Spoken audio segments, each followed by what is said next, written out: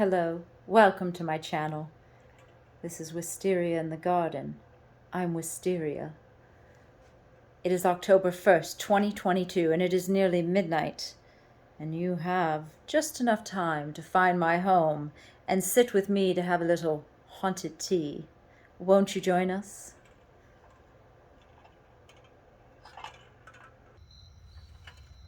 Let's perhaps begin out here, where it is now October 1st and time to decorate for the most important holiday of the year, Halloween. Let's take a look. Won't you join us?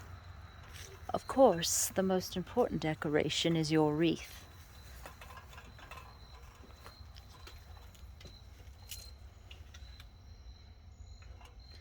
And this year's decoration was much like last year's, a lovely cemetery right by your doorstep.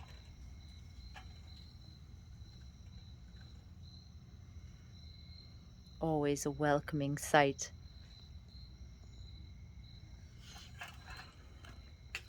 Well, it seems you found me. I think we should go in and sit down and have some haunted tea. Won't you join me?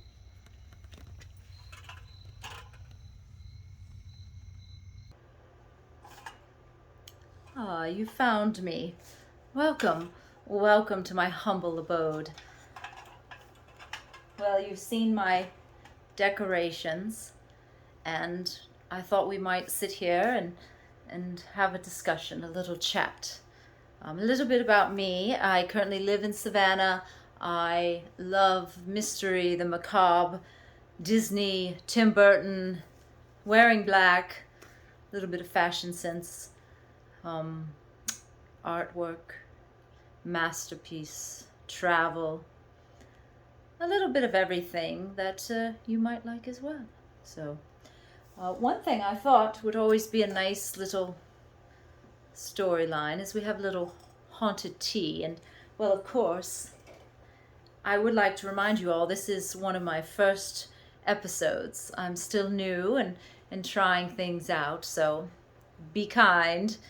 Of course, we need a little tea, don't we? Or as I like to call it, poison. We all have what we like. Sorry. If you're disappointed, it is actually my choice of drink. And we're always looking for a sponsor.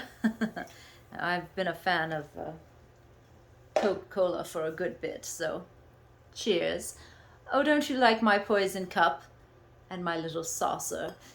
Inspiration. Well, so let's just chat for a couple moments. What is my show going to be about? Well, we will talk about Savannah, and we'll talk about cemeteries, and maybe some movies. It is the month of October, so we always like to put in some scary movies. And I did have a selection for tonight, but of course our little humble abode here does have a little theme of the Haunted Mansion, and I'm always happy to share things with you, travels and journeys, or maybe my little friend here, my little skeleton friend here. So, but a little about me. I've lived in Savannah 15 years. I'm a tour guide, and well, I enjoy touring any cemetery in sight. I really don't do that as much now, but I thought it might be something you all would enjoy hearing about. Not just your usual travel blog, come to Savannah, but more of my experiences and different stories. So I do hope you're going to enjoy.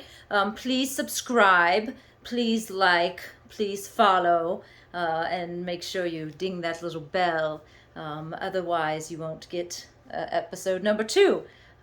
But we have an expression here. You always want to be saved by the bell. Well, let's talk about my favorite holiday, Halloween. So many people always like to offer their opinions and suggestions and facts about Halloween. Of course, Halloween was based on a religious holiday the Celtic holiday, a Samhain, which was right during the end of summer, where there was a harvest about to happen. So people would celebrate by dressing up in costumes and lighting large bonfires. I have a bonfire ready to go in the backyard, but don't tell the fire department.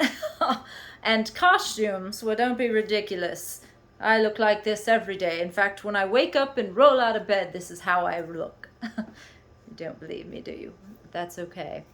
So, Halloween, what does Halloween mean to you? And what does Halloween mean to me? Well, when I was young, and this was in the 80s, I am a Generation X. We would, of course, dress up and go in our local neighborhood. Now, at the time, there wasn't as much fear or thought. You would check your candy, but basically it was quite safe. You would go out house to house, and usually you knew most of your neighbors, so it wasn't that bad. But now they really don't. Sometimes they do, but usually not go house to house. A lot of time we have festivals. There was a point in the 90s or 2000, everyone was going to the mall and you would be inside and it would be safe. But I do have fond memories of just thousands, not thousands, 20, 30, 40, 50 kids, literally hundreds of kids running through the neighborhoods, gathering as much candy as they could, getting a lot of candy. Of course, there wasn't the fear of being on your own. This was the 80s. They would tell you to come home when the lights went down. So just a little bit different times. Oh, and we didn't have cell phones either. But every Halloween, my mother and father came with me, and we have some good memories, except for one Halloween where my father thought it would be amusing to dress as Santa Claus. I was mortified, but everyone else thought it was quite funny. So what do I do now for Halloween? Well, the entire month of October, I will watch movies. I will also go to events, maybe Fall Harvest, Pumpkin Patch. If there is a hayride or a haunted maze, I will go there as well. A lot of fun things to do. There is now, I know, a haunted drive in Orlando and a haunted village up in Fairburn, Atlanta, by Atlanta. So there are new things you can find to do and make it special autumn Halloween season for you. Also, if you don't celebrate Halloween, it's quite all right. It is still fall festival, and I simply love this month. I love the fall, the change. It was 2 days ago. We just had Hurricane Ian kind of pass by, and it brought the cold weather and, well, cold for us, and it was nice and chilly. So I think it's a wonderful thing to be in the fall season. Now, so let's talk a little bit about Savannah. Have you been to Savannah before? I hope you have, and you must come see us. Savannah was the oldest planned city in the U.S. The oldest city is St. Augustine, but we are the oldest planned city. We have 22 squares and a river street, and a very busy port. We've always been busy trading with England and a little bit with France when wars came through. And we're not very fond of the Spanish. That was why Savannah actually has an original fort. It's still standing to actually stop the Spanish. But there has been plenty of record of Spanish coming up here in the very beginning, until the main partner with Savannah became England, and we traded everything from paper to goods and many things. So it's interesting. Our influence of English is quite high. Our original architect brought the curved walls. If you come to any homes, historic homes in Savannah, they have these beautiful curved walls. That was very new in those days, in the Regency period, Queen Victoria, King George Regency period. So, but I wanted to speak to you just briefly about a couple horrors here in Savannah, since we are in Halloween season. the epidemic of yellow fever in 1820. This epidemic hit quite hard. But first, to bring it on, we had 2 fires in Savannah, and I do want to get my facts correct. The first fire was in 1796, and then the second fire was actually in 1820, and this actually burned 463 homes. I was looking at exact numbers, and it burned for 8 hours. Now, back in these days, when a fire like that should devastate a city, it exposes the neighbors, your family, people to the elements. It's raining, it's water standing everywhere, and then you have mosquitoes coming in. The mosquitoes are coming in, and no one understands vector-borne, meaning that it is caused by a bug, the disease, which yellow fever was. People thought yellow fever was a disease brought on maybe if you were Irish or from bad luck, and many different things. They didn't understand what it was, and they would do different things to keep the yellow fever away. And things like that included rituals and even painting haint blue sometimes to keep the evil spirits away. But speaking of spirits, I've seen a couple little things flying through, and we'll talk one episode about spirit activity, if you believe or not. And really, I just want people to come to my channel and enjoy and laugh a little, laugh at me. Be nice, please, be nice. But if you don't believe in ghosts or spirits, that's okay. If you don't believe in Halloween, that's okay. I just want people, especially from my generation, Generation X, to enjoy maybe hearing a little something different, and always hearing history. I love history. Now, that's something I think is very profound. It can be right, it can be wrong, but it's always part of our past. And one of the things I like to think is we try to learn something from our past to be better in the future and to always be a better person. So yellow fever strikes down, and it is quite hard. I bring this up because I did a future episode in Colonial Park Cemetery, and it's so beautiful out there. I walked around a moment and found the duelist grave, and I found a mass grave of yellow fever victims. 700 people were buried in this grave, and there's a marker for it.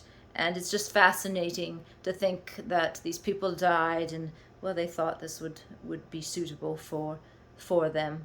A couple of interesting things with cemeteries, especially our Colonial Park Cemetery. So that starts in 1750. Yes, I have a couple notes here. I don't want anyone writing in the comments, oh, the cemetery is not correct. It was 1750 is when the Colonial Park Cemetery starts, and it was a first burial. And it is almost as old as Savannah. Savannah, again, is 1734. That was the first little seed house that was put in the trustee's garden. That property is still available for you to tour today. It is actually in a place called the Pirate's House. But when this town begins, they have 4 squares. They are going to be a great garden, and they are going to grow silk and, well, procure the silkworm and be a great 13th colony. Now, of course, Georgia was the final colony, and also, well, a colony that didn't quite go as planned. Many people don't understand the history of Savannah. There was a gentleman, General James Oglethorpe, and he had the idea to start this colony.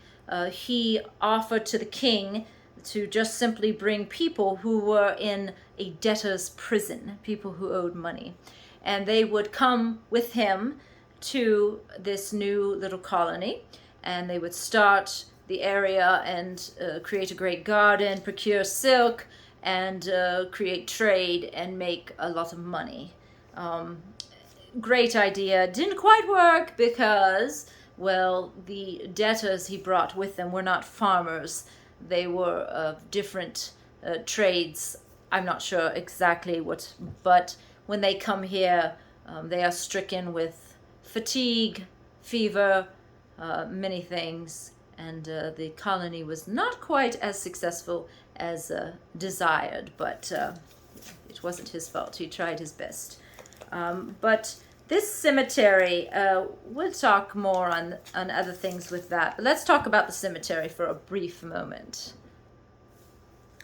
So there has been talk that there is not sure of how many people are buried in Colonial Park Cemetery, but that they are actually buried upon each other, as there was a need for graves. They were actually utilized in a different direction. In the beginning, they might not have buried as deep as needed, and then sometimes burying too deep before the final 6 feet under was just enough, because sometimes, well, it would rain and the bodies might float up. But a couple interesting expressions we get from those days. There was an issue with comas, people being buried alive. Apparently there are graves in Colonial Park Cemetery that have been discovered to have scratch marks upon the inside stones, meaning people were buried. And this was something that was going on for quite some time in those days. I actually saw a little excerpt in a St. Augustine cemetery where people were buried alive, and you could actually pay a little extra money, we're talking 15 cents here, to have a fellow sit outside your grave when you were buried. The family might employ him. So we know this was going on at the time, and I'm sure it was popular in Savannah as well.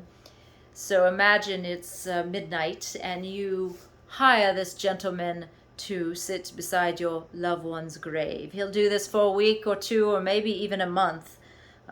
This is what they would call the graveyard shift.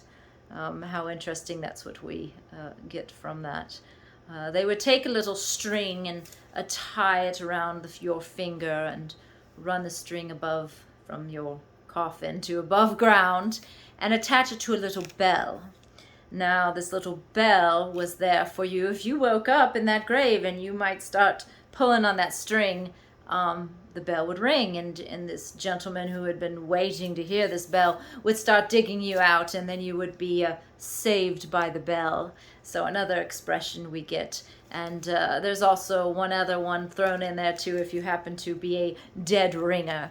So just little funny epithets from back in those days. But imagine if it was a cold and windy night and that gentleman who was hired to sit by this grave, and he can hear all the bells ringing in the night. But different times, not quite like today. But that just gives you a couple interesting tidbits about Colonial Park Cemetery, and one of my next episodes I shall be out there, and I do hope you will subscribe and join in to see that. But I just want to do now, because it is October, something every night I'm going to do, and that is talk about our movie choice. And we're not watching the whole movie, but I just thought a couple moments might be amusing for us, for some maybe who have never seen it. Let's discuss what movie it is. Many of you know this movie well. Bram Stoker's Dracula. This, of course, is the original Universal version. How wonderful is that? Of course, we know this gentleman as Bela Lugosi. If you know the correct pronunciation, Hungarian pronunciation, it would be Bela Lugosi. Some people say Bela Lugosi, but it's Bela Lugosi. A couple things I was interested about Bela. Bela Desco Balasco. Apologize if I said that wrong, but it was also later became Bela Lugosi. He was a great Hungarian actor. He was born in October 20th, how appropriate, in 1882. And he actually had been in many, they said, in Hungarian stage productions before he was even in silent films in 1917. Interesting enough, he was actually in the original Dracula on the stage. It was a 1927 stage production, and it was actually in New York. Now, he came through to America by New Orleans on a merchant ship, made his way up to New York, and obviously being an actor, made his way, and very talented actor, eventually stars in this production, which takes him over to LA. And well, I guess the rest was history. Well, not quite. They were having, Universal was having issues with movies and what was the new genre. And of course, we all know that the Universal horror movies were going to come through. Now, he did, of course, star in the 1931 version of Dracula. Yes, I have my notes here. I am going to make sure that I'm correct. But this I had always heard of. Boris Karloff was the star, and always the star, and always got top billing. So Bela, even when he's starring in the movie, if he's with Boris Karloff, you see him listed as second in the billing, which is frustrating, I'm sure, for an actor. Also note, the Hungarian accent was so thick for him, he was never able quite to shake it, and so they wouldn't ever give him any lead roles. However, he was in several other movies, including The Black Cat and The Raven. I remember The Raven. It was very good. He also did a Meet Frankensteins, and then finally, with years of not doing very much and personal issues, he was in Ed Wood's Plan 9 from Outer Space. And if you saw the movie with Johnny Depp, Ed Wood, really fantastic Tim Burton movie that shows kind of the story of Vampira and Bela, and that being Bela's final movie, and how Ed Wood really kind of idolized him. And I think that's just wonderful, because we'll have these wonderful stars, and they are definitely special. So I think we should maybe put on a couple moments just to glance at Bela, because after all, it is October. And for me, this Dracula was the first horror movie I was introduced to. My mother insisted I stay up and watch it, and I was so tired, and I was very young, probably 6 or 7, but no, I was going to force myself to watch this movie and see this fine actor named Bela Lugosi. So let's see what this entails. Here we are, Dracula. You might have seen this version. Just to be safe, we're going to take the music out in case there's a copyright strike. Here we go, iconic. So people of this time might not have known what to even expect. And here comes the master class.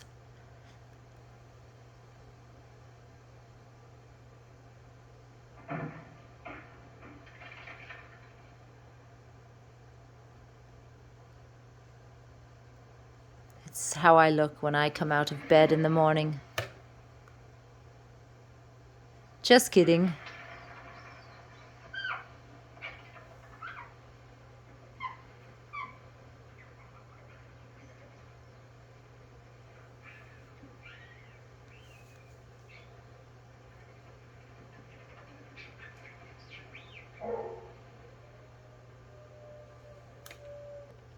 Isn't that just delightful? People went to see a movie like that. That was Todd Browning's version of Dracula, starring Bela Lugosi. And here we are, let's see the grand reveal.